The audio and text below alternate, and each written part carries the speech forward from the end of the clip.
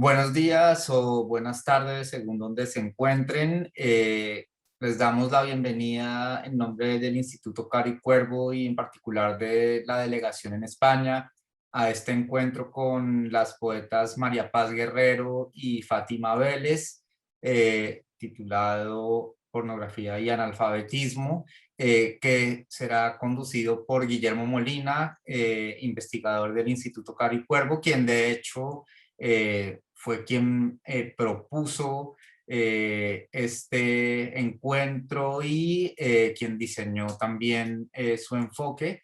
Haré una breve presentación de Guillermo.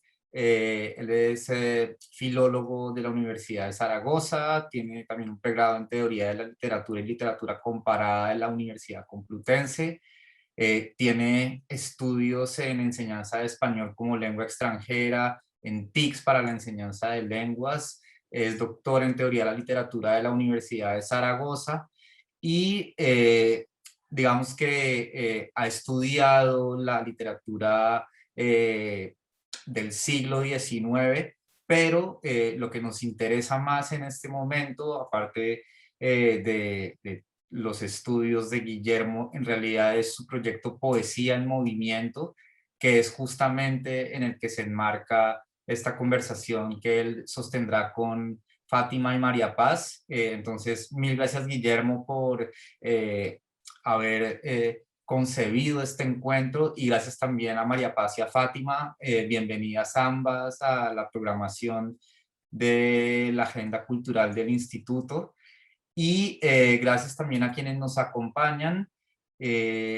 Para terminar, simplemente invito al público a dejar sus comentarios y preguntas para María Paz, Fátima o Guillermo en el chat. Yo me encargaré de ir recogiéndolos y más o menos en la fase final de esta conversación, más o menos en una hora o así, pues meteré la cucharada para ir planteando esas preguntas o esos comentarios de manera que nuestros tres invitados puedan darle respuesta. No siendo más, pues yo los dejo con Guillermo, quien presentará a nuestras dos invitadas. Gracias de nuevo a los tres y gracias también a quienes nos acompañan. Bueno, muchas gracias Martín por la presentación. Bienvenidos a todos los que nos estéis viendo desde Zoom o Facebook o en el futuro desde YouTube. Y obviamente gracias a nuestros poetas por asistir. Las hemos invitado, como decía un poco Martín, porque dentro de este proyecto de investigación que tenemos en el instituto, que se llama Poesía en Movimiento, intentamos estudiar y destacar, visibilizar, dialogar con las voces, sobre todo que más pueden promover una suerte de movimiento precisamente, de ruptura, de énfasis en lo diferente, en poner la conexión con el tiempo en el cual vivimos, ¿no? Digamos, no solo escribir mirando al pasado, sino mirando a nuestro presente y, bueno, qué genera esto en cuanto a cambios en la poesía, ¿no? Entonces, en este contexto, el proyecto se visibilizará dentro de muy poco con una página web, un micrositio dentro del instituto donde, por ejemplo, van a aparecer reseñas tanto de los libros de Fátima Vélez como de María Paz Guerrero, que son dos de nuestras poetas favoritas, y por eso es que las hemos invitado y agradezco su presencia. También ellas dos, como veremos, pues tienen puntos en común, eso también hacía interés el conversatorio, y eso hace que, bueno, que en el día de hoy vayamos a disfrutar de, como excepción, un conversatorio entre dos poetas, con obviamente también sus diferencias, pero bueno, con una trayectoria, con ciertos puntos en común y una visión de la poesía que, bueno, luego según veremos con las preguntas, pues también puede tener elementos afines y, bueno, también sus diferencias. Empecemos con María Paz Guerrero, la voy a presentar brevemente y luego le pediré que nos lea un poema como presentación. María Paz Guerrero nació en Bogotá, estudió literatura en la Universidad de los Andes y también estudió literatura comparada en la Universidad de la Sorbona de París. Publicó y se le conoce en el mundo de la poesía desde el 2018 por ese libro Dios también es una perra, que fue un hit en la poesía colombiana. Y recientemente Los analfabetas, luego mostraré mejor los libros, recientemente Los analfabetas, que bueno, digamos que es un libro que ya termina de presentar una propuesta muy firme de la cual hablaremos, ¿no? Actualmente es docente en el Departamento de Creación Literaria de la Universidad Central, está realizando un doctorado sobre poetas latinoamericanas que presenta cierta afinidad con su propuesta y también investiga sobre poesía francesa del siglo XIX y XX. Así que bienvenida, María Paz. Muchas gracias, Guillermo. Estoy pues encantada de estar aquí en tu proyecto de Poesía en Movimiento. Sé que es un proyecto de investigación que van a tener todo este, digamos, alcance también crítico de la poesía contemporánea. Pues estoy muy interesada de poder estar dialogando y resonando también con Fátima, con la poesía de Fátima, con la voz de Fátima. Y pues bueno, vamos a ver qué vamos a construir hoy acá. Voy a empezar, bueno, con un poema muy breve. Para que el torero te pique el lomo por traicionero, para salir a la plaza con ají entre los huevos, y toro bajo y torero raso. Yo veo mi muerte en mis ojos de toro. Yo veo al torero y sé que me escondo, pero toro, yo escupo, lidio, encendido, respiro mi suerte. Tengo cachos y sosiego de toro. Yo me dejo picar por ti, me dejo encender, torero, me dejo envolver en el rojo. Toro mata. Gracias. Muchas gracias, María Paz. Inicio poderoso. Y presentemos ahora a nuestra otra invitada. Ella se llama Fátima Vélez, nació en Manizales. Ha publicado los libros de poesía Casa Paterna en el Externado, fácilmente accesible también por internet, Del porno de las babosas, publicado en Brasil, más difícilmente accesible, y Diseño de interiores, publicado por Cardumen, del cual también hablaremos. Además del porno de las babosas, fue publicado en colaboración con la artista Power Paola y Diseño de interiores con la artista Lady Bionica. Luego hablaremos de esas colaboraciones también. Actualmente vive en Nueva York con sus hijos mellizos y un pez beta. Suponemos que la información está actualizada, al menos en lo respectivo al pez. Está haciendo en este momento un doctorado, de hecho, al igual que María Paz, en este caso sobre estudios culturales hispanoamericanos, y investiga sobre feminismos y familias y maternidades disidentes. Bienvenida, Fátima. Muchas gracias por aceptar nuestra invitación. Hola, Guillermo, Martín, María Paz y todas las personas que han hecho este encuentro posible. Muchas gracias por esta invitación y por esta plataforma, y me siento muy feliz de compartir con ustedes y, bueno, sobre todo con María Paz, a quien admiro mucho, y creo que hemos estado en muchos momentos a punto de cruzarnos, como de tener este espacio, pero nunca así, nunca como ella y yo como dialogando. Entonces me encanta esto y enmarcado en el proyecto de Poesía en Movimiento. Voy a leer un poema que le da el título al libro Del porno y las babosas. Se llama Del porno y las babosas. No hay porno capaz de igualar el apareamiento de las babosas. Una afirmación sustentada en no tener babas suficientes para hacerle saber al otro, a los otros, las ganas que tenemos de que nos muerdan una oreja, que nos metan la punta de la lengua en orificios donde no cabría ni el más extraviado de los hongos. Las babosas, en cambio, las babosas, sus falos translúcidos, nórdicos, azules, se alargan, aprietan, retuercen, giran blandos, fecundos, saboreándose como la luz en el color, se lanzan al vacío en un salto tal vez mortal, tal vez amortiguado por los ángeles protectores del porno y las babosas. Muchas gracias, Fátima.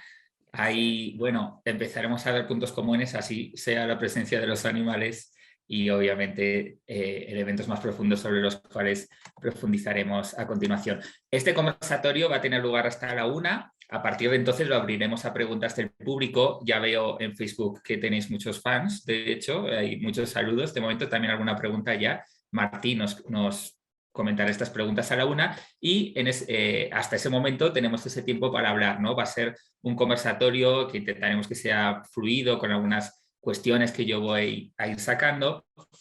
La primera tanda de preguntas va a estar más orientada a, digamos, aspectos contextuales, cuestiones como la formación o la relación con la tradición, o, bueno, los factores como editoriales, premios, bueno, factores que están alrededor del hecho poético. Después escucharemos algunos poemas más de mano de las autoras, que obviamente es lo principal. Y después seguirá una segunda tanda de preguntas que ya es más específicamente centrado en la poética de las autoras y, bueno, son preguntas que ya sí son más centradas en su visión de la poesía y obviamente que parten de la lectura que hemos hecho en el grupo de sus libros. Bueno, comencemos entonces con esta primera tanda de preguntas más referidas a aspectos contextuales. Bueno, llama la atención he leído un poquito vuestras biografías al principio del conversatorio, bueno, llama la atención algunos puntos en común, como haber estudiado un pregrado en estudios literarios, el haber estudiado o enseñado creación literaria, también ambas ahora son estudiantes de doctorado, hay una relación ahí con la academia. Entonces, vemos que tiene relación con los estudios literarios, que ambas cursaron además en la misma universidad, los Andes, con la creación literaria, ambas o han sido estudiantes y también profesoras de creación literaria, y por otro lado, obviamente, son creadoras propias. Entonces, mi primera pregunta es, ¿qué tanto existen intersecciones entre esas tres direcciones? El ámbito del estudio literario es más tradicional, creación literaria, que se está desarrollando bastante en Colombia ahora mismo, obviamente con mucha tradición estadounidense, y el de la creación propia, que habitualmente se veía como algo más individual, más solitario, más del genio encerrado en su caverna. ¿Cómo lo veis esta relación?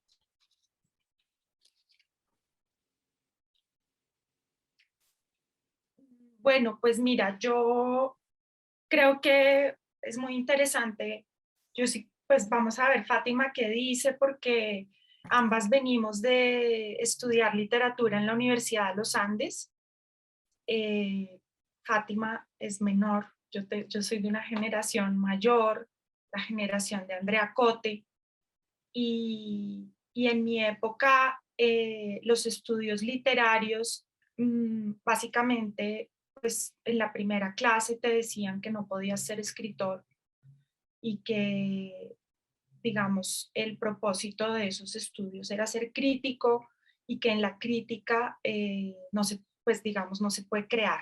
Entonces era muy clara la distinción entre creación e investigación. No había vasos comunicantes y sobre todo por lo que acabas de decir, Guillermo, y es que, digamos, no podíamos ni siquiera aspirar a escribir porque el escritor es un genio que hay que estudiar con mucha paciencia y que si acaso íbamos a lograr, digamos, a desentrañar por qué era un genio, nada más. Ahí se detenía, digamos, todo ese proceso.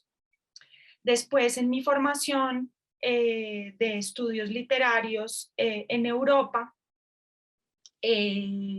no, esto no cambia, sino que se vuelve cada vez más, digamos, intenso y queda muy claro que, pues que no, digamos que la escritura es para los genios y los genios no están vivos, o si están vivos, quién sabe en dónde están. Se están ganando los premios Nobel y son personas pues desconocidas ganándose premios Nobel. Cuando empiezo a trabajar en la Facultad de Creación Literaria de la Universidad Central, me encuentro con una, digamos, posibilidad nueva, que es la de estar en clase con los estudiantes, con la materialidad de los textos y la composición de esas voces, en una dinámica que no es de interpretación del texto ni de fijar digamos, un nivel de canon de los textos, sino leer la literatura para crear, para hacer cosas con eso que se lee. Y ahí se abre una nueva posibilidad incluso para pensar qué son los estudios literarios y por qué investigar si es crear y por qué sí se podría crear en un doctorado en estudios literarios.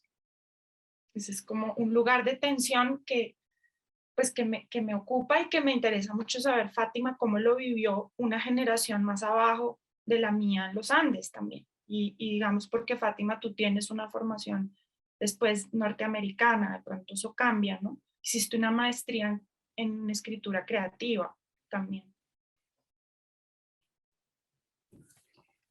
Bueno, yo incluso siendo una generación menor, aunque creo que eso es una exageración, es como 2 años menor o 3 años, también viví ese mismo proceso que fue súper traumático. O sea, yo soy de una ciudad pequeña que se llama Manizales, en la región cafetera.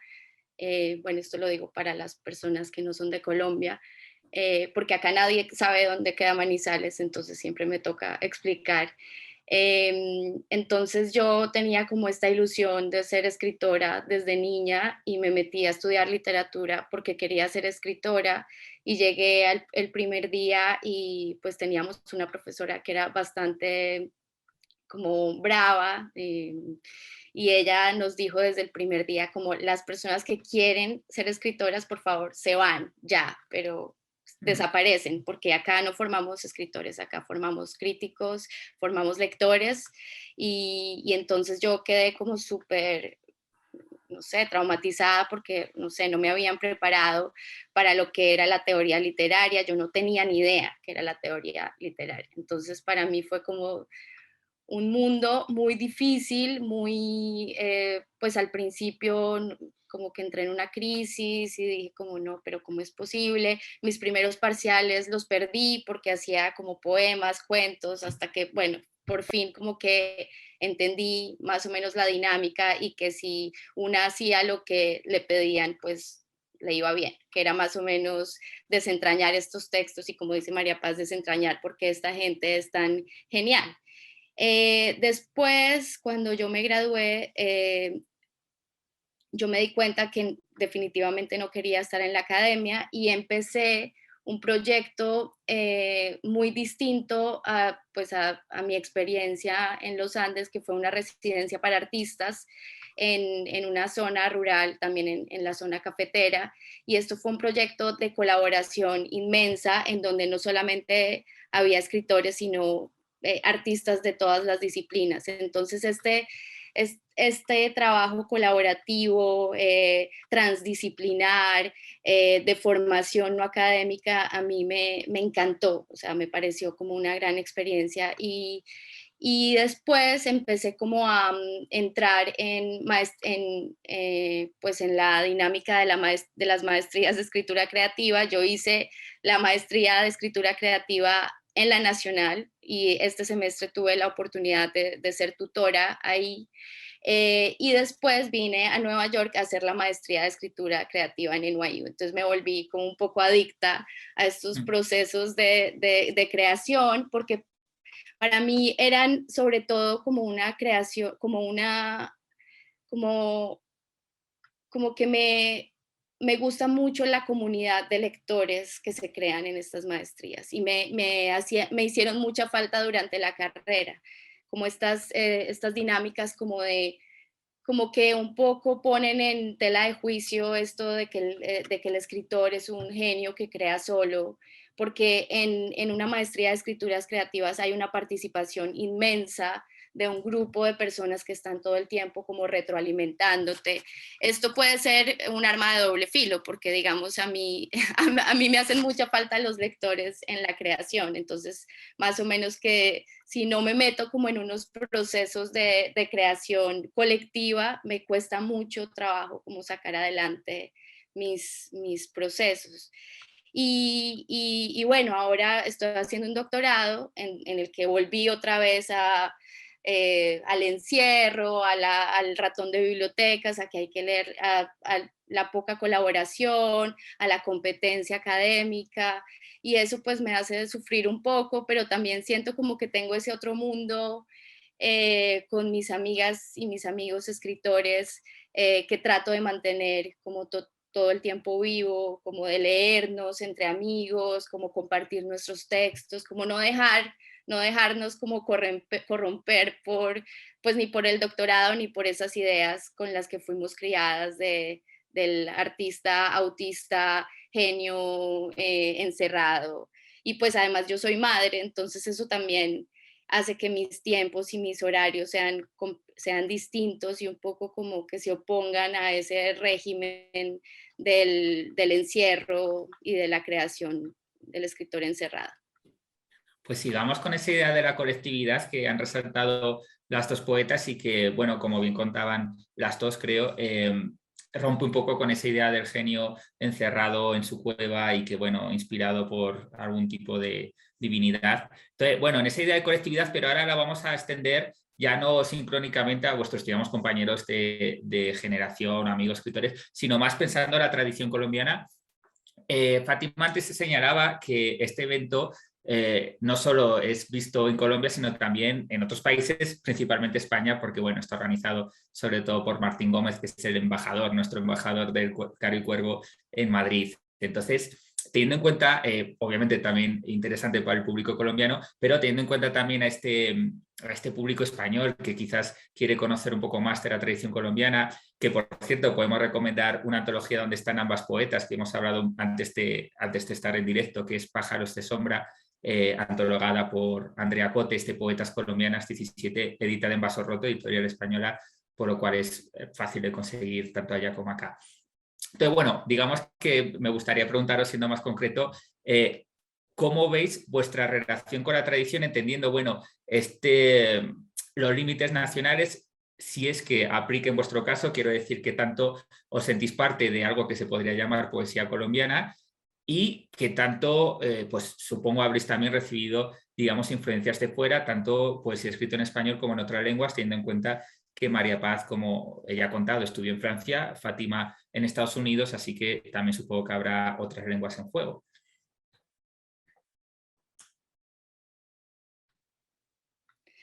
Bueno, yo creo que ese es como un mote, el de poeta colombiana, poesía colombiana, que ayuda a otras personas a ubicarnos, y yo creo que pues eso está bien. Yo eh, preferiría como que no se me ubicara ahí, pero pues, o sea, si es un marco de referencia, está bien.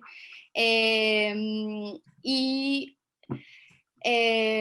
yo cuando, cuando empecé a estudiar la poesía, como la poesía colombiana no me interesó tanto, me parecía muy solemne, como muy correcta, pero era un tipo de poesía colombiana canónica que a mí como que me hacía hacer como todo lo contrario, o sea, me parecía que había una solemnidad y como una forma tan correctísima de usar el lenguaje que casi como que era no sé, como un deber ser, como algo muy preceptivo y eso un poco me aburría, pero pues también en medio de eso conocí a poetas como Raúl Gómez Hattin, que me parecía que hacían como unas propuestas de ruptura y como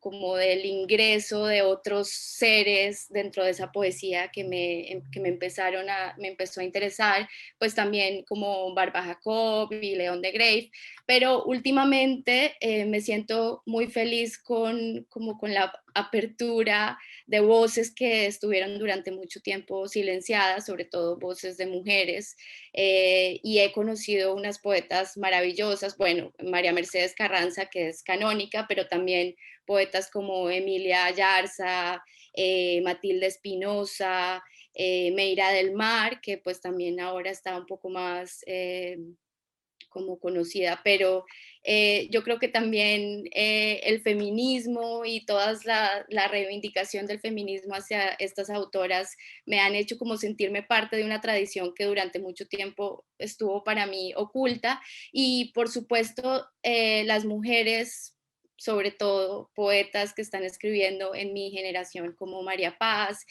como Tania Ganinsky, como María Gómez Lara, siento que se está creando una colectividad, bueno, como Andrea Cote, como una colectividad de mujeres poetas que estamos, digamos, formando una tradición que es una tradición en movimiento, porque yo creo que no es una tradición fija como esta es la poesía colombiana, sino como que es algo que todo el tiempo se está escurriendo y moviendo. Y yo creo, a mí me gustaría pensar que estamos como contribuyendo a que esa idea de la tradición un poco se caiga y sea esta eh, como, como una cosa escurridiza que tiene menos límites de las que pensaríamos.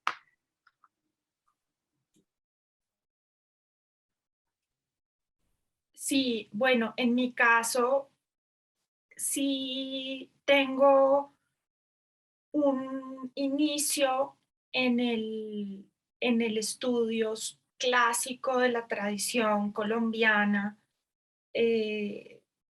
lírica, cadenciosa, del verso amplio, con Aurelio Arturo, con el Nocturno de Silva, Morada al Sur. Es, digamos, eso sí, la metáfora en Juan Manuel Roca, toda esta influencia del expresionismo alemán, la noche, los pájaros, el sueño, todo este universo, pues que es el que estudié precisamente en los Andes, canónico y sobre el que escribimos tantos ensayos y digamos, hicimos tantos trabajos y digamos que yo sí creo que en mi caso tuve un poco como ese ritmo sobre todo, o sea, como ese ritmo y esa manera de hacerlas, y esa manera metafórica de concebir las imágenes y esas temáticas tan marcadas en torno al silencio y a lo sagrado que también estaban eh, permanentemente en la pregunta pues de la modernidad y de la muerte de Dios y la tensión con el silencio y la tensión con lo indecible y la tensión, como esas tensiones que marcan después generaciones, pues la generación también incluso de Rómulo Bustos y de Horacio Benavides. Entonces tuve unas lecturas canónicas, cadenciosas, líricas, metafóricas, preguntas del silencio, preguntas de lo sagrado, y ahí me fui moviendo durante pues, mi formación. Y al lado de eso empieza a aparecer una lectura digamos, de poetas franceses por la educación que tuve en el colegio. Pues que era eso, en francés. Y en estos poetas franceses empecé a encontrar unos niveles de intensidad con el lenguaje y de extrañeza y de diferencia. Y me demoré mucho leyéndolos y me demoré mucho en esos textos y esos textos empezaron sí, como a horadar, como a quebrar esa cadencia y ese ritmo y ese verso largo, envolvente, digamos, con el que me había criado. Y por último, en la maestría decidí trabajar a José Manuel Arango y a mí me interesó el José Manuel Arango de los objetos, el materialista, el de las imágenes como fotos y no el metafórico de este lugar de la noche. Me producía fascinación los poemas de José Manuel Arango que hablan de los mangos que se caen y ya. Y entonces ahí ya pues como que también encuentro otra manera de estar en el lenguaje. Y como Fátima Hatim para mí también fue muy importante porque era una voz también de ruptura en este panorama y que en la academia era muy mal vista. Eso sí es muy importante saber lo que nos decían. Nos decían, Hatim es un poeta desigual y era un poco como que leer esa poesía era como un poco no canónico y no se sabía bien si las imágenes sí iban a salir lo suficientemente redondas y estructuradas, algo así. Bueno, pues muchísimas gracias porque, bueno, para quien no esté tan cercano a la tradición, digamos, de la poesía colombiana. Creo que habéis implícitamente hecho como una especie de lo que suele implicar, al menos leídos desde la actualidad, desde las poetas actuales, que suele ser asociado a la poesía colombiana, al menos a tradicional, a canónica, y al mismo tiempo creo que habéis dado ya una primera imagen de qué manera os situáis y os percibís de una manera pues quizás más rupturista respecto a la anterior. Y bueno, de eso hablaremos de hecho en la segunda mitad de este conversatorio, pero ahora es el momento en que os voy a pedir que bueno, nos leéis algunos poemas, cada una de vosotras, unos 3 o 5 minutos de algunos poemas. Va a ser especialmente importante porque obviamente lo principal de las poetas lo dicen en los poemas y bueno, también porque los libros, aunque son bastante difundidos en Colombia, pues en otros lugares como en España, pues quizás sea un poco más difícil de tener acceso. Entonces, esto puede ser una buena introducción a vuestra poesía.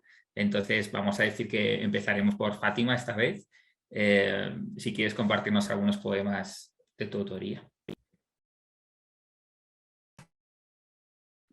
Ok. Bueno, entonces voy a empezar con un poema que se llama Sótano, es del libro Diseño de Interiores. Dice, ¿qué quieres quitar de ahí las telarañas, las capas de moho? Inténtalo, a ver si no aparece de pronto la olla con el arroz pegado, los guantes amarillos que protegen del jabón quitagrasa que te agrieta la piel, y en el silencio de quien lava platos y olvida poner música, el poema se tararea solo, como si tuviera pies y quisiera hacer de ti un salto. Es, no cabe duda, ese que dice que se llegó al final de la carrera y el premio es otra carrera. Y si el premio es mugre coagulado en un sifón, y si todo fondo no es más que horas percudidas en la cortina de baño, la sala donde la luz pega directamente en el reflejo de la infancia, donde también el tema es con la luz. Los niños, sus deseos, su canto de sirena que tratan de arrastrarte a la inacción, a no ser otra cosa que calor atemporal. Su belleza que crece sobre filo, raíz que no se ve en ningún espejo, pero sabes, si no la cuidas, no la riegas, no la podas, recuerda poner papel conciencia en las paredes. Quien se ha cortado con papel sabe lo que guarda en sus bordes el blanco.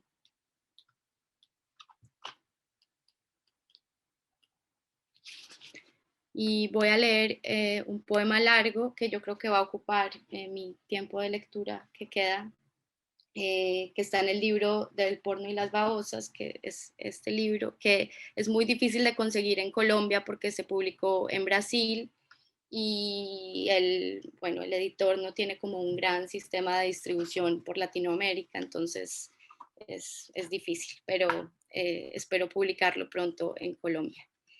Se llama Alimentar a los caballos y tiene un epígrafe que dice similis cum similibus curantur, que quiere decir que los burritos se juntan para rascarse. Las montañas de Catskill, el establo, un caballo marrón. Él le dice que si fuera animal sería un caballo. Como el caballo marrón que ella mira y dice, me excita. ¿Cómo la excita?, pregunta él. Ella responde, como si las cosquillas quisieran reemplazarme, muy aquí, con la escasa noción que pueden tener las cosquillas del aquí.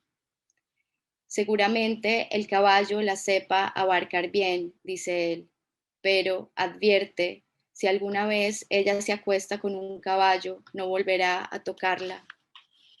Ella no está diciendo con perros, con gansos, con cabras, dice con caballos, pero no es un músculo enfático.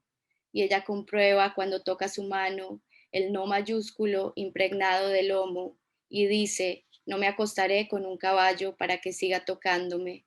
lo dice en serio, sabe, no existen otros caballos como él.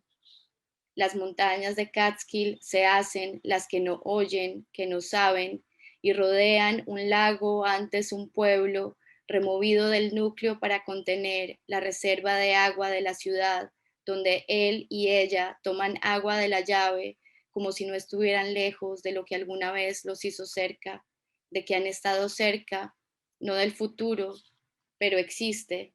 ¿Dónde? En el agua de la llave, tal vez. Si la mirada estuviera hecha para extraer lo otro de lo uno, pero el ojo no ablanda, el cuerpo allá, marrón con la sustancia de lo vivo, su cola espantamoscas, sabe producir mirada, comer, cagar, ver, oler una hembra, abalanzarse, incrustarse, lastimar el reflexivo, solamente en comer, comiendo, buscando más comida, gerundios del potrero, pero si hay una hembra, tumbar, arrasar, he ahí una palabra, he ahí una función. En contraposición, las hojas, su postura de otoño, caen como si de caer hubiera dentro un canto, inspección del nosotros en la caída, el yo se instala en ella, el muta en otro, donde hay un yo y un tú, hay un lugar donde crecen y se ajustan y se enquistan las expectativas. Alerta no quedar en ese ahí de nos, que hacer luego con esa pulsación frente al semental jamás castrado. El espacio se cubre de atmósfera, la visión declina, es ahora un asalto relinchante y ella ya no está con una persona ni con un caballo, está con la sensación de esa persona, de ese caballo. Dirían que no se desea un objeto, sino un conjunto. No me acostaré con un caballo, dice ella, pero ¿cómo sabemos los que pronunciamos palabras y escuchamos promesas, los que creemos en mundos naciéndose y otros acabándose? El mundo de las moscas, por ejemplo, el sexo con caballos, por ejemplo, de tanto desear que de ahí surja materia, no como pus, no como llaman los espíritus a lo vivo, materia como un colgar de la firmeza de un caballo, la firmeza en que la forma encaja, formas colgantes que se parecen a aquello que las desea. ¿Qué se siente penetrar? Pregunta ella. Debe ser, pero dígame usted, sabe más de esas cosas, debe ser apretar, que flujo se haga súbdito, materia que habla sobre cómo siente su materialidad, humedad, barro, ¿qué? Poder, dice él, poder sacar de un cuerpo donde el otro no es posible el talón del amor en posición podálica. Se podría hacer cuero de este momento, un cinturón de mirar un caballo, un cinturón marrón jala con su hondo animal, un cabalgar tal vez hacia un futuro, mejor hacia un presente, con anteojeras, blindada la ansiedad de ser otro, tomados de las manos, la cabeza de ella descansa en la de él y ella lo rascará, le dará guayabas, alfalfa, zanahorias. Muchas gracias, Fátima, por el poema que pertenece al Porno de las Babosas, pero si no recuerdo mal también se puede encontrar en Casa Paterna, en el externado, así que bueno, quien tenga curiosidad puede continuar por ahí la lectura. Muchísimas gracias por tus poemas y vamos ahora a María Paz para que de la misma forma también nos comparta algunos de sus obras. Vale, voy a compartir con ustedes un trabajo que tiene que ver con una estancia que hice en Zaragoza. Entonces, vamos a ver.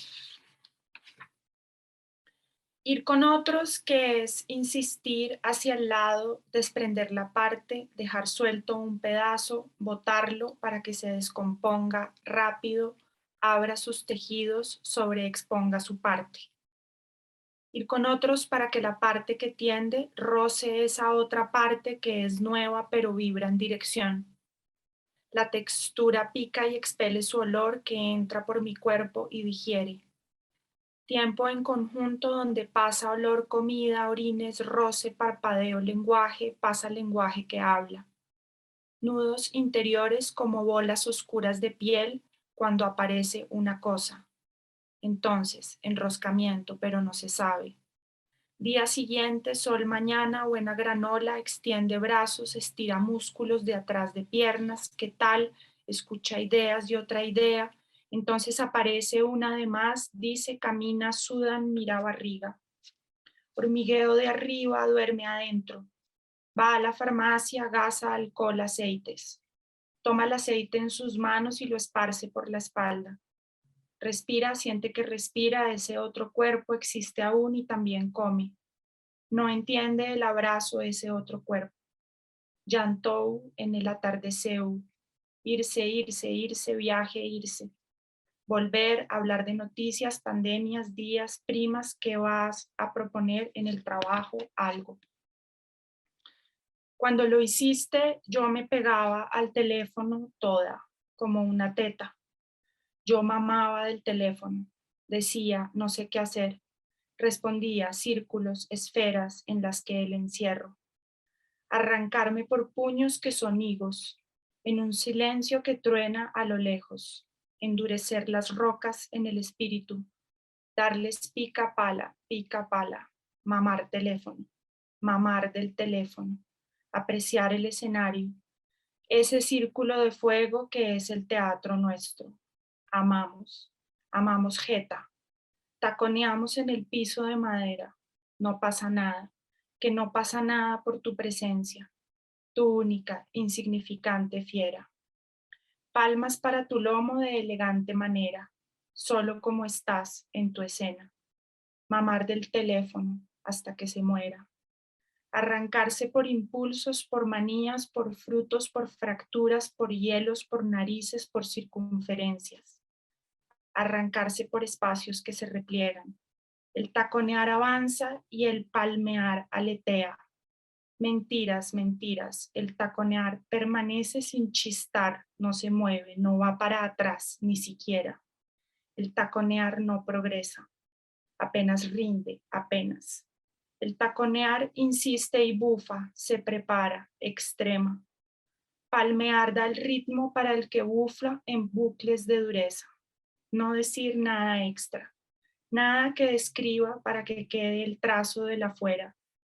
Nada que diga el simple radical afuera, el estado de los hechos del espacio del afuera. Nada que repita en bucle como palmas los momentos cíclicos del afuera, el gusto del afuera, el de no decir más allá del afuera, de armar la casa con ladrillos del afuera, un piso que no se acaba, una historia que se detiene porque no alcanza.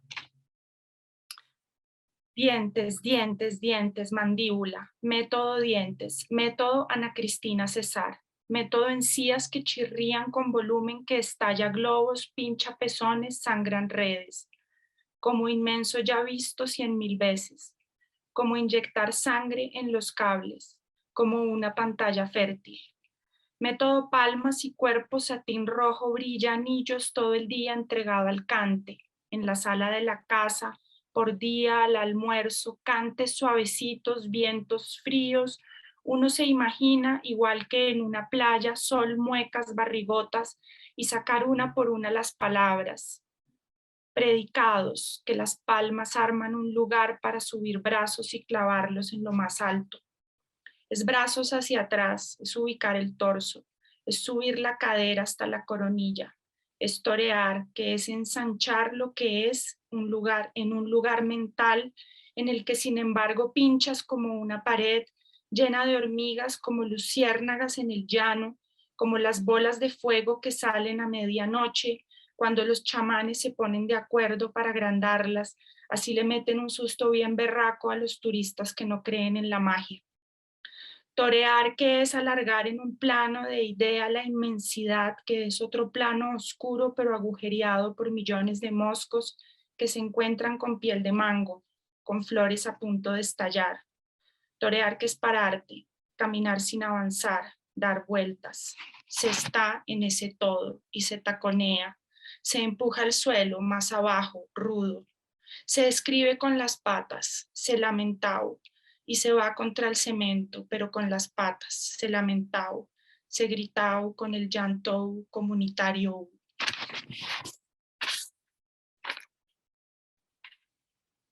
Bueno, muchas gracias además por la primicia, María Paz. Hemos visto en las dos y ahora vamos a avanzar hacia ese momento en el cual vamos a hablar un poco de las poéticas. Yo creo que con esta simple muestra uno ya puede ver una apuesta por la materialidad, voy a decir. En el caso de María Paz puede ser más obvio la apuesta por la materialidad en cuanto al lenguaje, es decir, el lenguaje es la materia con la que se escribe la poesía y por lo tanto todo trabajo en poesía pasa por la perforación del lenguaje, por así decir. El caso de Fátima también hay obviamente ese trabajo con el lenguaje, pero quizás sea más obvio la materialidad en cuanto a los imaginarios, ¿no? Cuando explora en ese libro del porno de las babosas la sexualidad de los animales o con los animales, bueno, es una apuesta por ver los cuerpos, la materialidad del ser humano, ¿no? Que normalmente en poesía pues más tradicional pues se estudia más en términos de espíritu, por así decir, y aquí en la poesía de Fátima vamos a ver más la carnalidad, la materialidad. Entonces tenemos ahí desde diferentes vías un acercamiento a la materialidad y digamos que voy a hacer una pregunta que va a ir por esas dos sendas, es decir, tanto el lenguaje como el imaginario que construye y a través de ese imaginario, digamos, la reflexión sobre la sociedad, sobre la política que genera, ¿no? Empecemos pues con la materia prima, que es el lenguaje. A menudo cuando estudiamos poesía con los estudiantes, pero más todavía con gente ajena, hay una pregunta que parece ingenua, pero que me parece un buen punto de partida, que es, ¿pero por qué escriben tan raro? O sea, ¿por qué no dicen lo que quieren decir de una vez y hacen esas cosas tan raras? ¿Por qué esos poemas tan largos? En ambos casos, además, ¿por qué no van al punto y dicen directamente, no sé, me gusta ver porno con caballos? ¿Es eso lo que quiere decir? Y el caso de María Paz, me gusta ver las corridas de toros, obviamente no, pero quiero decir, ¿es eso? No, obviamente no, ¿verdad? El trabajar con el lenguaje de esa forma distinta a la habitual en una conversación es por algo, ¿verdad? Y quisiera que reflexionaras sobre esto, porque en ambas hay una apuesta por trabajar con el lenguaje y escribir, digamos, más allá de la frase correcta, gramatical, que decía Fátima como característica de la tradición colombiana, o de esa cadencia de la que hablaba María Paz, también referida a la poesía colombiana, ¿no? Esa cadencia característica de la poesía, pues digamos, más elegíaca, más lírica, por decirlo de alguna manera. Bueno, entonces vamos a hablar un poco del lenguaje y por qué vuestra apuesta por otro tipo de escribir fuera de la frase gramaticalmente correcta. ¿Por qué necesitáis hacer esto en vuestras obras?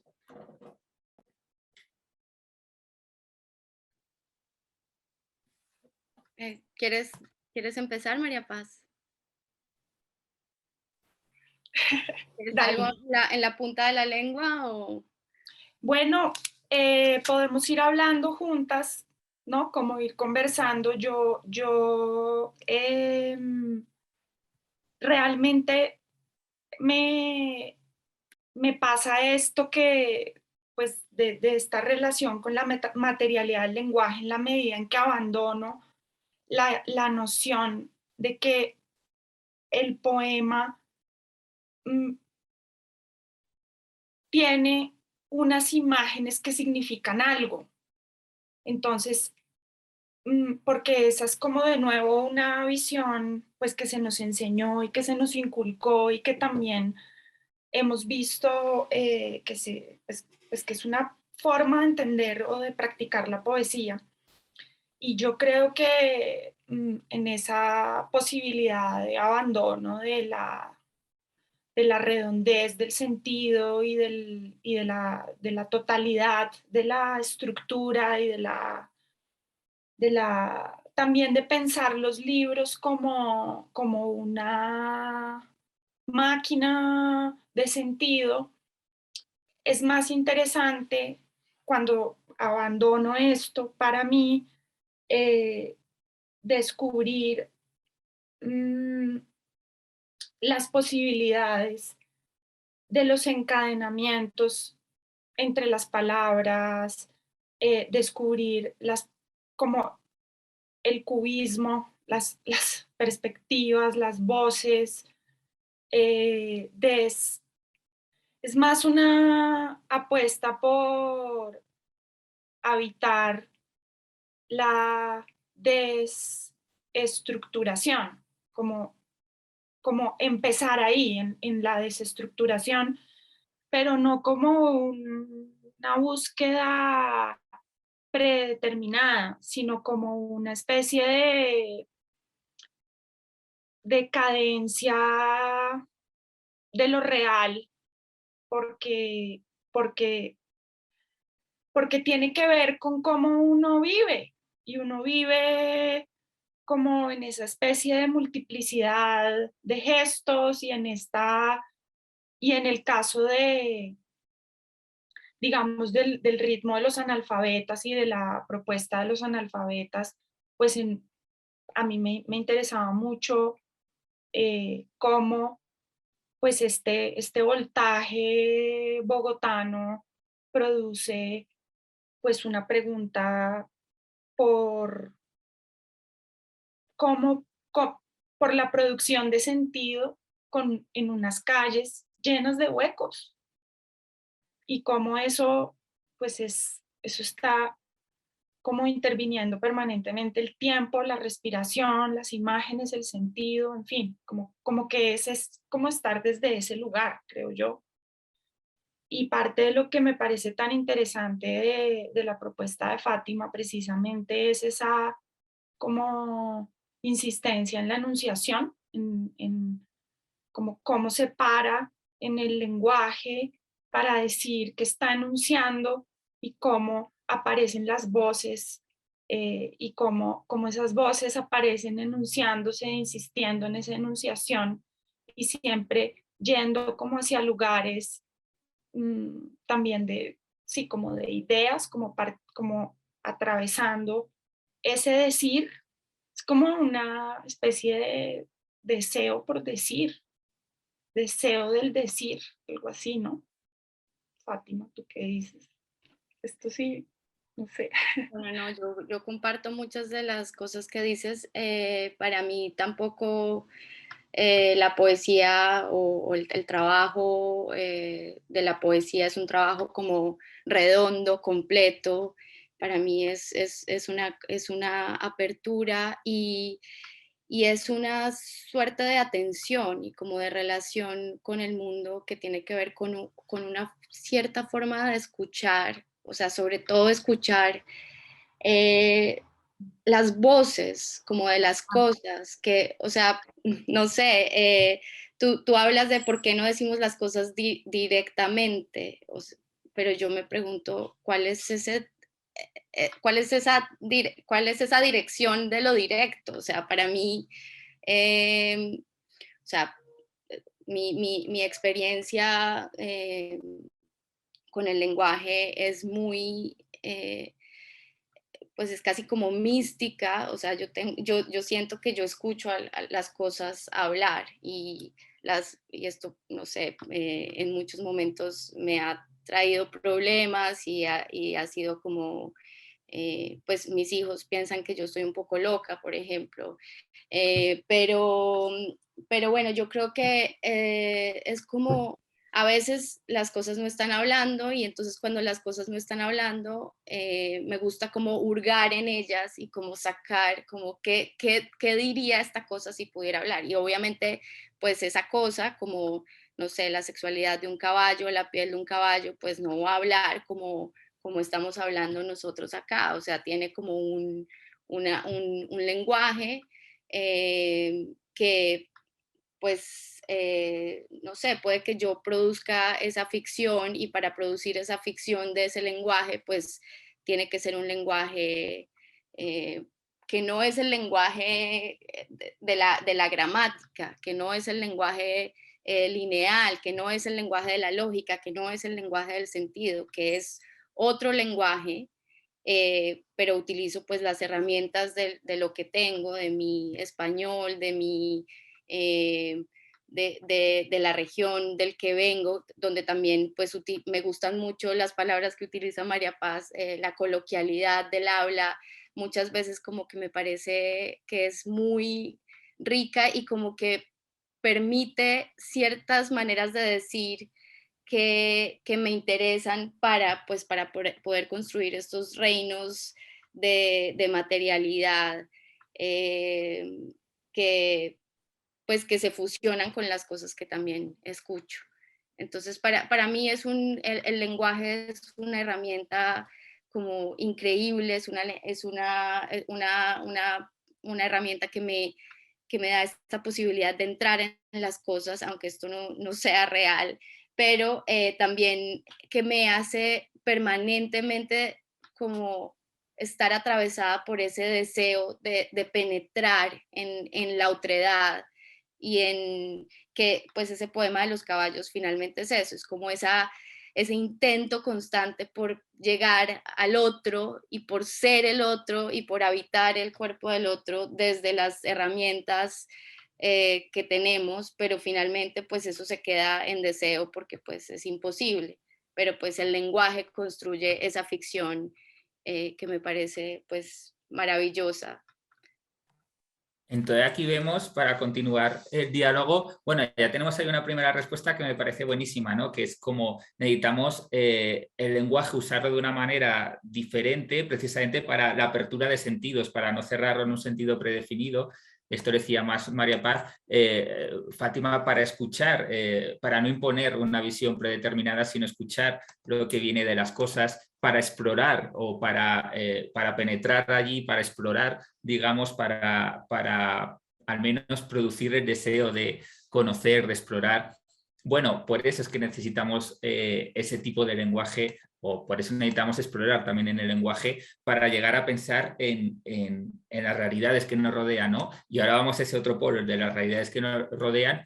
No voy a preguntaros, obviamente, no sería tan interesante preguntaros algo así como vuestras opiniones sobre cuestiones que de todas formas si os interesa, como puede ser, por ejemplo, el feminismo, el campesinado, el caso de María Paz, la familia, el caso de Fátima, sino lo que os quería preguntar es cómo la poesía piensa en estas problemáticas. Es decir, no tanto vosotras dos, quiero decir, vosotras dos estudiáis, por ejemplo, doctorados y os habéis acercado desde el pensamiento académico, también habéis escrito, por ejemplo, en el caso de Fátima, habéis escrito artículos que piensan de una manera, digamos, argumentativa, de una manera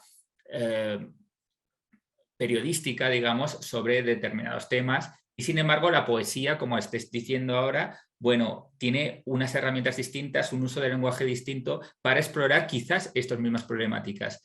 Entonces, mi pregunta no es tanto, aunque podéis meteros ahí, digamos, una especie de vuestra preocupaciones sociales, sino cómo abordáis esas preocupaciones sociales, las mismas preocupaciones sociales, desde este lenguaje extrañado que os está dando la poesía.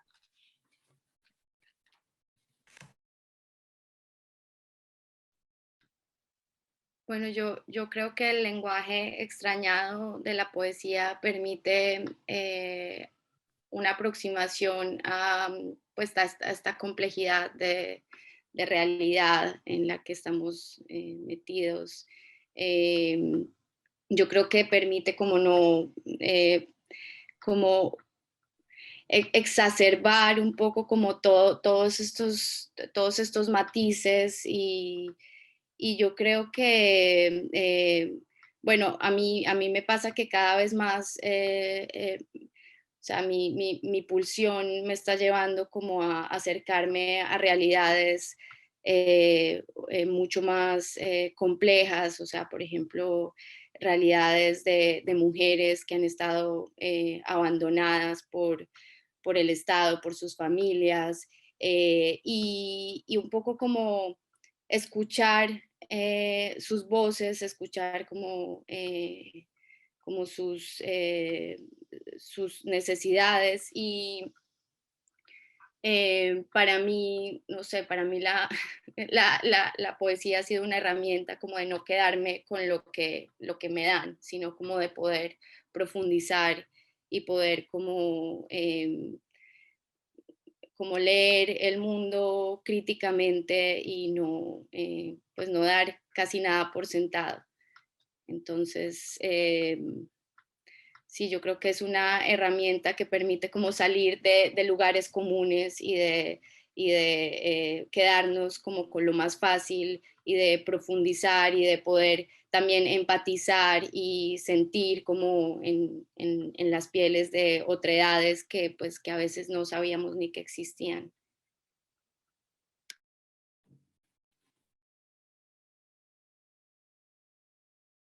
Yo, yo creo que la, la experiencia que yo tengo es una especie de, como de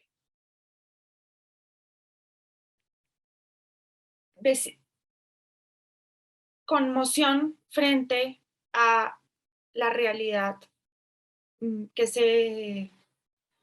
pues, que se experimenta todos los días en este país y una especie de sensación también de mucha mm, sorpresa por cómo seguimos viviendo en en este espacio tan atravesado de violencia, de todo tipo de violencias. De tal manera que creo que ese sería como una especie también como de tela o de red o de telón que desestructura la gramática en la medida en que no encuentro la posibilidad de lo lineal o de lo causal eh, por las imágenes y las experiencias de violencia que hay, pues acá y en el mundo también. Creo que la poesía, como dice Fátima, permite, mm, no sé si, pues permite investigar esas, pues esa realidad. Yo creo que a mí me pasa, así como pues Fátima habla de las pulsiones, hacia dónde tiende o hacia dónde va sus preocupaciones. Yo creo que yo también vengo trabajando la jerarquía, las jerarquías, la violencia de las jerarquías en los analfabetas. Ese es como el proyecto, pero cada vez sigo produciendo como esa pregunta. Pues, es como que el lenguaje me permite investigar la violencia de las jerarquías, pero no para representarlas, sino como para inflar el lenguaje con esa violencia, como una especie de, como de, sí, como de balones de helio, como de bombas, como si el lenguaje fuera una bomba y yo lo pudiera inflar con la violencia de las jerarquías y soltarlo, y ya ahí se va produciendo como una respiración que es una investigación de esos espacios de violencias y que produce unas escenas, unas fuerzas, unos encuentros que no pretenden resolver nada. Es en estado de conmoción, es como estar en ese estado de conmoción. No sé si esa sea ya una forma de resistencia, puede que sí. Bueno, pues esto, yo creo que aunque nos va a dar tiempo a que sigamos profundizando, sí, con las preguntas del público, pero yo creo que ya solo con esto, con haber escuchado vuestros poemas y con haber escuchado vuestra reflexión de cómo, digamos, uséis el lenguaje para intentar explorar la realidad que nos rodea, ya solo por eso yo creo que resulta fascinante, y quien nos haya acercado a vuestra obra, pues creo que va a generar un gran interés, y de hecho lo está generando en Facebook. Y por eso voy a dar paso a nuestro compañero Martín, que nos va a hacer a los poetas, a los protagonistas, algunas de las preguntas que nos están haciendo ya en las redes sociales. Gracias, Guillermo. Gracias, María Paz y Fátima, por compartir con nosotros esta aproximación a la poesía, a la creación, a sus experiencias personales, y por también compartir con nosotros sus piezas poéticas. La primera pregunta va para María Paz. Te preguntan, María Paz, ¿qué inspiró la escritura del primer poema que leíste, el del toro, sí, el del torero? Y te preguntan también si el dolor del animal en el ruedo es lo que se plasma ahí, o si es una comparación de un toro en un ruedo con las personas en la vida misma. Me interesa mucho trabajar la relación del baile de flamenco, que no es solo, es decir, lo que leí está vinculado con el baile del flamenco, y los pasos del baile del flamenco están basados en los pasos del torero. O sea, hay como hay un vínculo en esos movimientos, y me interesa trabajar la, la, la relación de ese baile con la tierra, con la fuerza, con la intensidad, y pues por analogía y por asociación aparece el toro también como como un animal también con una fuerza y una intensidad de muerte. Creo que me interesa seguir trabajando como las posibles presencias de la muerte en todos esos escenarios. Perfecto, María Paz. A partir del baile del flamenco. Y cómo de nuevo eso produce una especie de fuerza en el lenguaje, una especie como de golpe en el lenguaje, algo así. Vale, perfecto.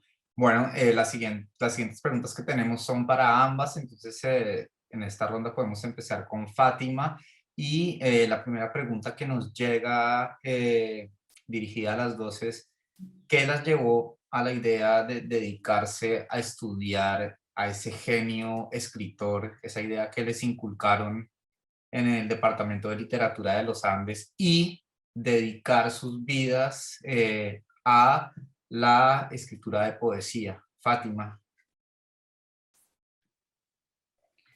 Bueno, no, a mí la poesía casi que me escogió desde muy niña. Siempre supe que quería escribir y siempre supe que quería escribir poesía. Entonces ha sido como un camino un poco lineal. A mí me encanta cuando los poetas, por ejemplo, tienen unas carreras súper raras, como son ingenieros industriales o científicos. O sea, pero yo sí vengo como de pues como desde muy chiquita supe lo que quería, y voy en ese camino. Pues aunque no es fácil tampoco, porque a veces pues los libros de poesía, o sea, yo aprendí muy tarde lo que significaba escribir un libro de poesía, porque, o sea, tal vez porque no tuve, digamos, maestros o maestras que me enseñaran eso, como que como a crear a partir de proyectos. Entonces, digamos que lo que yo hacía era escribir un montón de poemas y después los guardaba, pero como que no tenía muy claro cómo todos esos poemas que tenía por ahí podían convertirse en un proyecto de libro. Entonces, digamos que ahora mi búsqueda tiene mucho que ver con eso, como con cómo no solamente escribir poemas sobre sobre esa conmoción de la que habla María Paz, que me parece una palabra muy importante, sino cómo enmarcarlos dentro de proyectos más amplios que después se vuelvan libros. Entonces, digamos que ahora trabajo más como en esa línea de proyectos. Por ejemplo, Del porno y las babosas nació así, fue un proyecto muy específico y fui produciendo los poemas como casi que siguiendo unas instrucciones que yo misma me puse, que yo creo que las maestrías de escrituras creativas me ayudaron mucho a hacer eso. Entonces sí, como que ahora estoy tratando como de ser como disciplinada con mis proyectos de escritura hacia algo específico. Perfecto, María Paz. En mi caso, como Fátima, yo entré a estudiar literatura porque quería escribir. El camino no ha sido fácil porque es que bueno, el asunto es, la pregunta es cómo generar lectores de poesía, cómo hacer para que haya personas que quieran comprar un libro de poesía y leerse un libro entero de poesía y que eso suceda y que eso produzca un movimiento de circulación.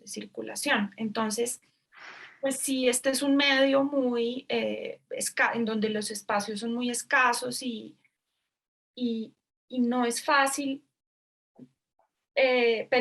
persistir, seguir y seguir en el camino. Yo creo que cuando se estudia al genio, hay un lugar en ese proceso de estudio del genio de acercamiento a esa voz que lo va como acompañando a uno, que se vuelve más cercana, que uno logra como acercar esa voz o que esa voz se vuelve cercana y eso produce deseo de seguir leyendo.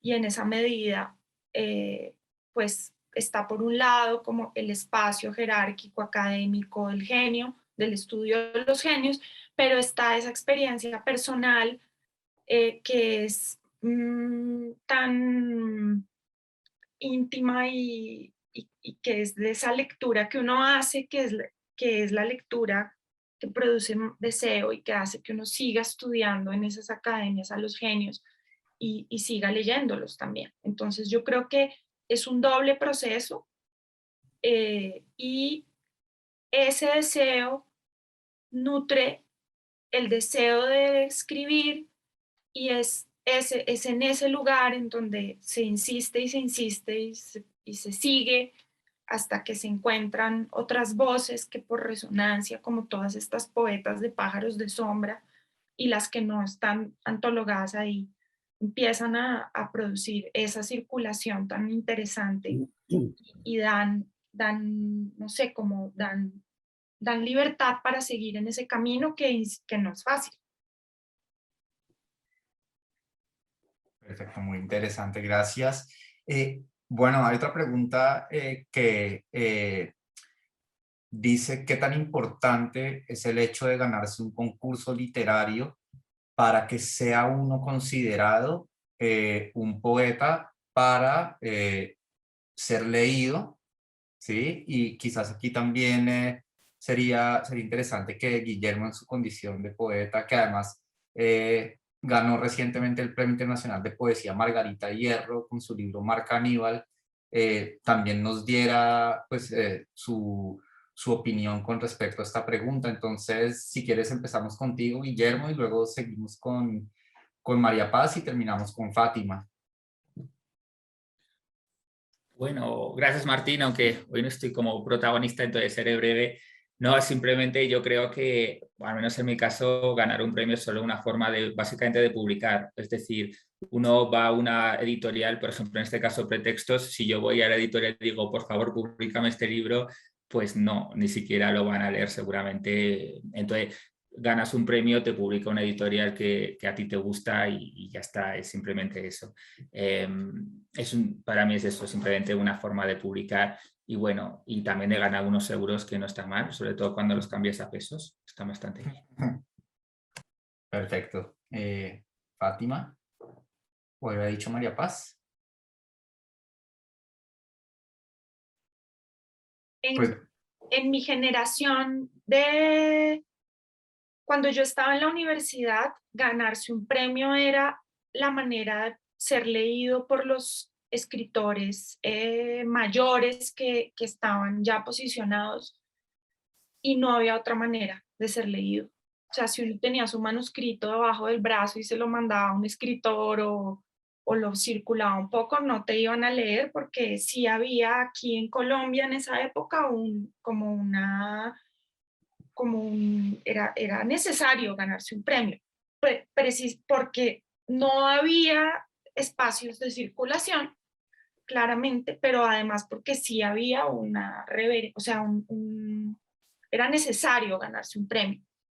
Y ya después aparecieron los portales de revistas electrónicas y con esos portales empezó a haber una circulación más independiente y como a diversificarse y a volverse, sí, empezó a aparecer una pluralidad de voces y de ahí se pasa a este inicio de editoriales independientes que le apuestan a voces que no pasan por esos canales de los premios, pero es cierto que puede suceder que, es decir, muchas veces pasa que una voz que está fichada por una editorial independiente que no ha ganado premios, después se gana un muy buen premio o se ha ganado un premio antes porque es una voz que tiene mucha fuerza y mucha potencia sí, en su producción. sí. Perfecto, gracias María Paz. Fátima.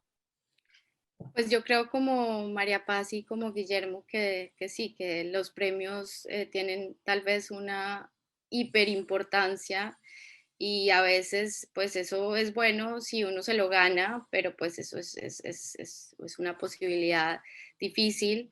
Pero además yo creo que es muy injusto porque, como dice María Paz, hay un montón de voces y mucha potencia y muy pocas oportunidades. O sea, menos mal, creo que ahora están apostándole un poco más a la poesía y sobre todo como a la poesía dentro del marco de los libros objetos, que yo creo que eso ha incentivado mucho pues la compra y la circulación de este tipo de libros y que además yo creo que ha sacado a la poesía de un lugar textual, o sea, simplemente como del poema impreso en un libro, sino que lo ha puesto en diálogo y en participación con otras disciplinas.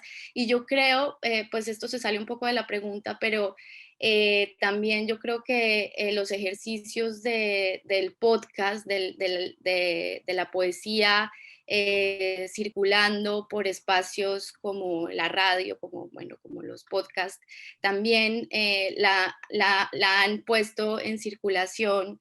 Yo tengo un amigo que tiene un proyecto que se llama Orden de Traslado, Ezequiel Seidenberg, que es él todos los días traduce un poema e invita a gente a que lean este poema y para mí ha sido una manera de aproximarme a una cantidad de voces que no conocía y que siento que la poesía un poco está volviendo a esa oralidad de la que estuvo pues desprendida durante tanto tiempo.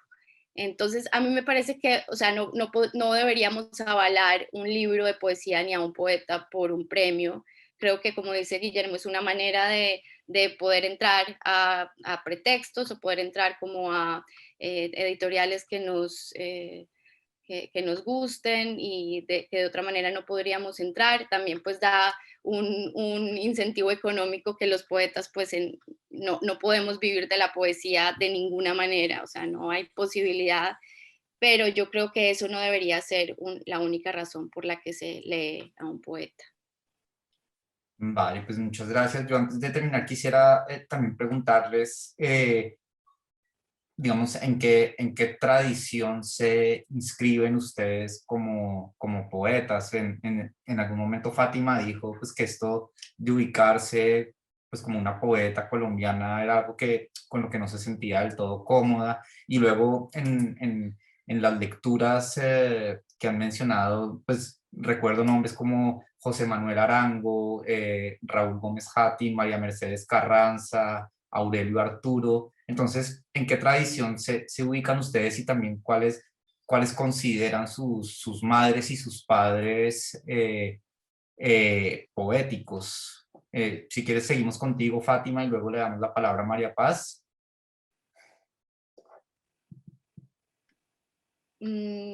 Pues yo, es que no, la palabra tradición me cuesta un poco, o sea, yo siento que estoy inscrita en un movimiento y en una fuerza que se ha alimentado de, pues de otras fuerzas y que no necesariamente vienen como de mi espacio geográfico, sino también, o sea, por ejemplo, descubrir a todas estas poetas norteamericanas como Audre Lorde, como Anne Sexton, como Sylvia Plath, como Adrienne Rich. O sea, para mí ha sido como un descubrimiento de unas voces que tocan temas que generalmente en la tradición de la poesía colombiana estuvieron un poco excluidas.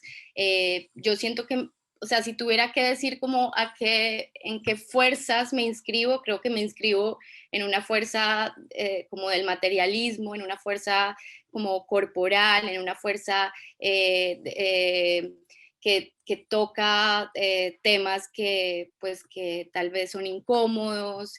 Eh, y, y bueno, yo creo que para mí entrar como en el feminismo y descubrir como todo ese mundo de mujeres, ese mundo como también pues de mujeres que han tenido hijos y que pueden compartir esas experiencias sin miedo, sin tabúes, sin tapujos. Digamos que para, o sea, dialogo como con ese tipo de fuerzas.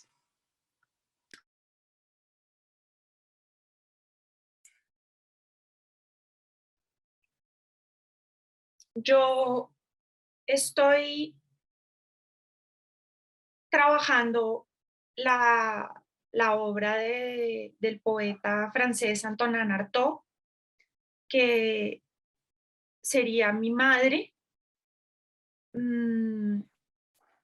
porque no contempla la diferencia de los géneros.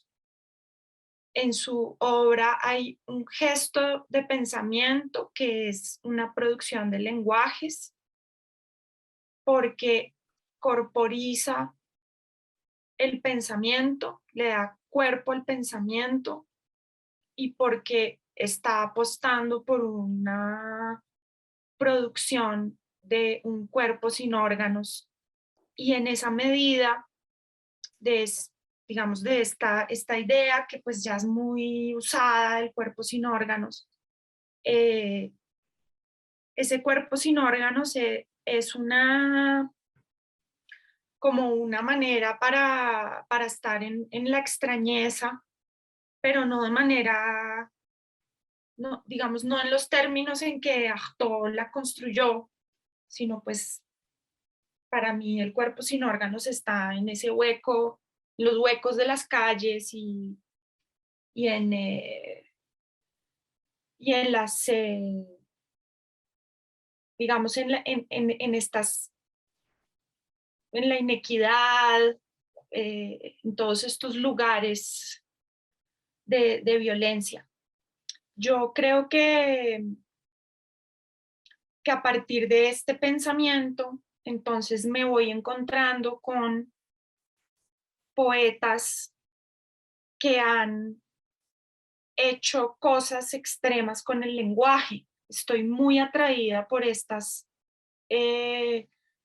apuestas extremas extremas en el sentido de oponerse en niveles de radicalidad al sentido. Entonces, puede ser por la vía de la crudeza o de lo obsceno o de la desestructuración sintáctica, y ahí he ido encontrando un camino de mujeres que tienen unas voces rudas, peludas, extrañas, y en esa configuración ando, que es un mapa que está en proceso y que también se nutre, y es muy importante nutrirlo, de madres que escriban de otras formas, como madres de la plástica o madres también del ensayo, no sé,